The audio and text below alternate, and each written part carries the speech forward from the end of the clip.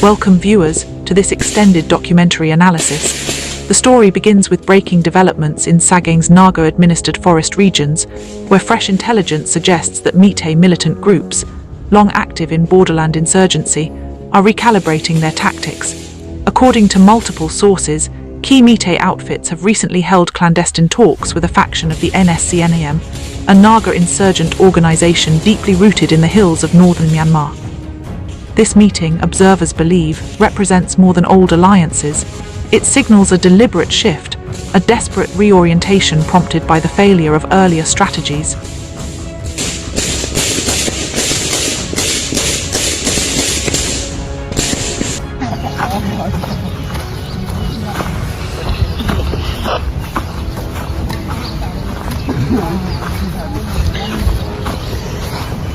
For years, Meitei militants have operated inside Myanmar in a precarious posture, dispersed camps, limited logistics, and sporadic cross-border forays. Their traditional playbook, occasional incursions, small-scale raids, and proxy alignments, has repeatedly fallen short. In response, these groups are now leaning into a deeper partnership with the NSCN, hoping to tap into its well-established networks, territorial sanctuaries, and operational experience. At the same time, the Kuki armed groups, backed by the People's Defence Force (PDF) under the National Unity Government (NUG) of Myanmar, have been consolidating ground power, building a resilient foothold across several strategic zones. Crucially, while Meitei militants rely significantly on junta bombing, air support and proxy backing, the Kuki forces are gaining strength on the ground, winning local legitimacy, and sustaining their resistance largely through guerrilla networks.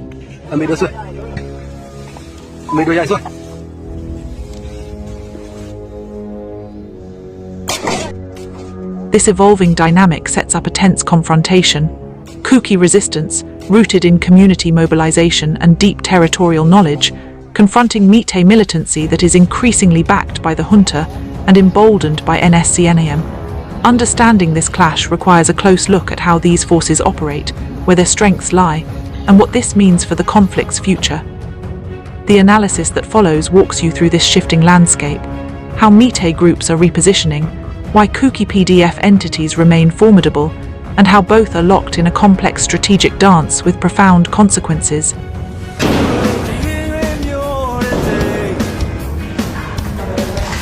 From the outset, the reported Meitei NSCN meeting in Sagaing is not merely symbolic. Intelligence sources note that the China-Myanmar module of NSCN has tightened its grip over parts of Sagaing, especially in the Naga-administered hills. This consolidation has opened up new routes, logistics lines, and sanctuaries that Meitei outfits are now increasingly using. According to reports, NSCN cadres in Myanmar are lending logistical support to Meitei groups such as the People's Liberation Army (PLA) and Kangla Yale Kamba Lup (KYKL), aiding their mobility, supplies, and safe passage. The National Investigation Agency (NIA) of India, in a high-profile charge sheet, alleges that NSCN promised Meitei groups safe passage along with arms, ammunition, explosives, and other hardware. These are not empty words. They reflect a genuinely operational relationship that has grown from ideological sympathy to practical collaboration. Why is this alliance now deepening? The answer lies in failure. Meitei militant groups, once confident in their capacity to sustain operations, have found their old tactics faltering. Their historic reliance on shallow camps, intermittent financial backing, and occasional political cover has left them exposed. In contrast, the Kuki resistance, supported by the PDF under the NUG, has grown stronger and more embedded in key regions, especially along the border area. Meitei leaders appear to recognize that without a more robust logistical backbone, their insurgency cannot sustain itself. This realization is driving them toward NSCN, which offers something their old playbook lacked: deep territorial reach, cross-border infrastructure, and a disciplined cadre with decades of experience in frontier insurgency. By aligning more closely with NSCN, Meitei militants hope to reduce their dependence on the junta for everything, and to boost their autonomy, even as they continue to benefit from junta air support and bombing when needed. Turning to the Kuki armed groups, their strength lies in cohesion, legitimacy, and local networks. These groups include elements of the PDF, especially township-level commands under the NUG, the Chin Resistance Forces, the Kuki National Army, Burma KNAB, and the Thadu Defence Army TDA. Each plays a distinct but interconnected role in the anti-junta resistance inside Myanmar. The PDF units aligned with the NUG operate not as a monolithic army, but as decentralized guerrilla formations, deeply rooted in local communities. In Sagaing's contested zones, Kuki and Chin resistance fighters collaborate seamlessly with township PDF commands.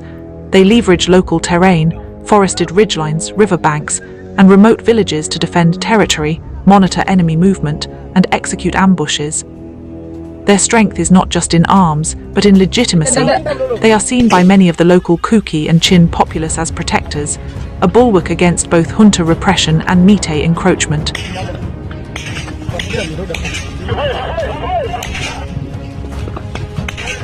KNAB in particular has carved out a role that straddles both defense and proactive resistance.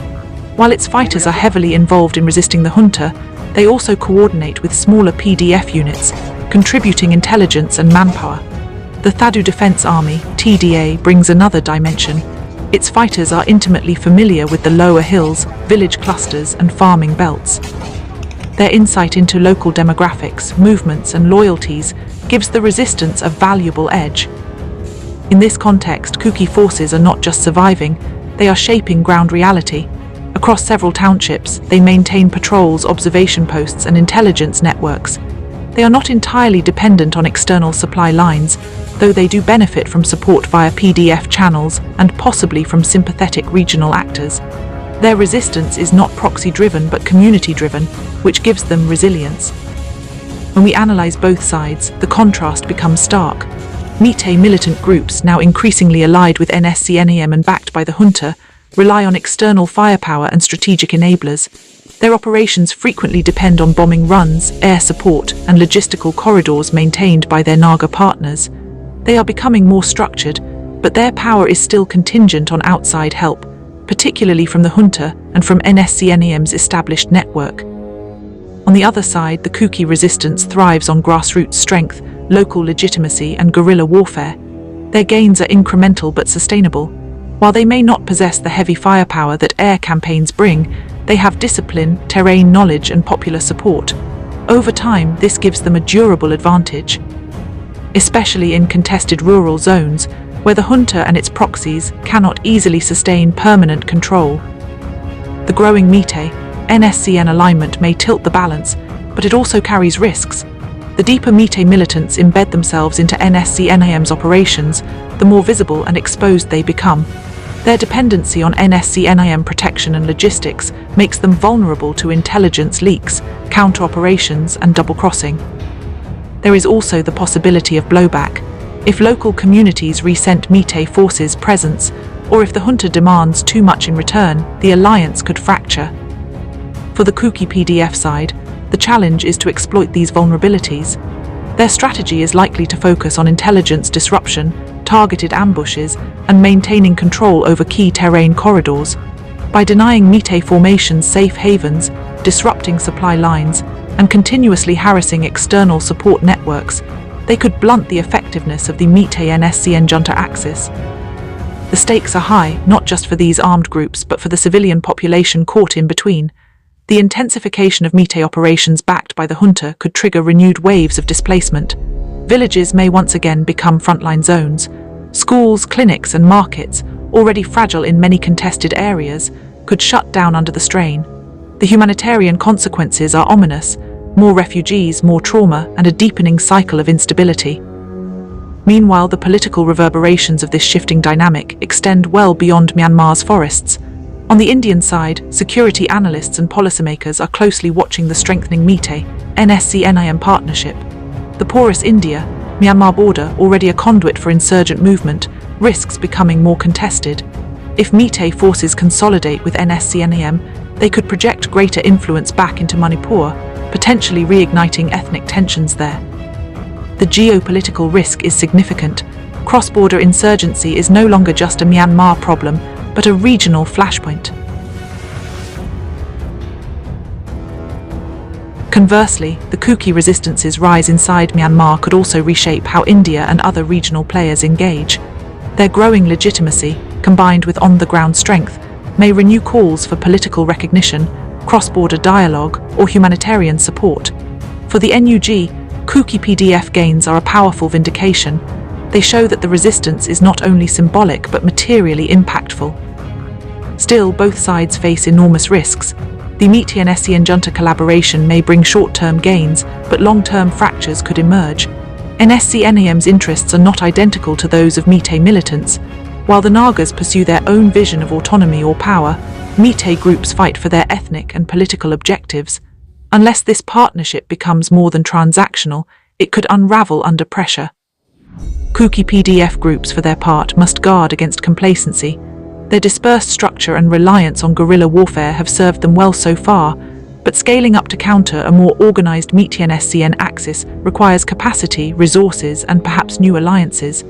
Maintaining popular legitimacy is critical, but as operations intensify, civilian costs could rise, threatening that legitimacy. The coming months will likely be decisive. If Meetei militants, backed by NSCN and the Junta, ramp up their operations with more strategic coordination, they may test the Kuki resistance's resilience in new ways. But if Kuki PDF forces can continue to leverage their ground networks and restrict Meetei maneuverability, they may contain or even reverse some of these advances. Either way, the newly revealed meeting in the Naga-controlled Sagaing Hills marks more than a tactical footnote. It signals a potential realignment in the insurgent landscape, one where Meetei militants, having failed with older strategies, are betting on a more cohesive, well-protected future.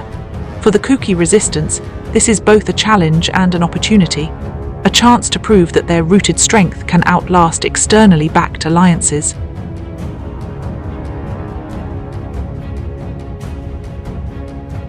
Sources: the weak NSCN consolidated in Myanmar during Manipur crisis. Porous border used to create new routes. NDTV: insurgents from Myanmar civil war worsen Manipur ethnic conflict.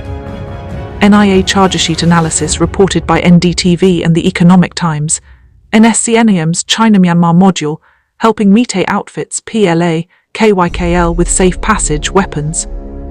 Eurasia Review: analysis on KNAB and NSCN cross-border insurgency dynamics. The Print: Meetei rebels, NSCN and conflict inside Myanmar. Wikipedia: People's Defense Force KALE under NUG. Wikipedia: Kangle Yale Kamba Lup KYKL. Wikipedia: Katha Township Operation PDF Victory.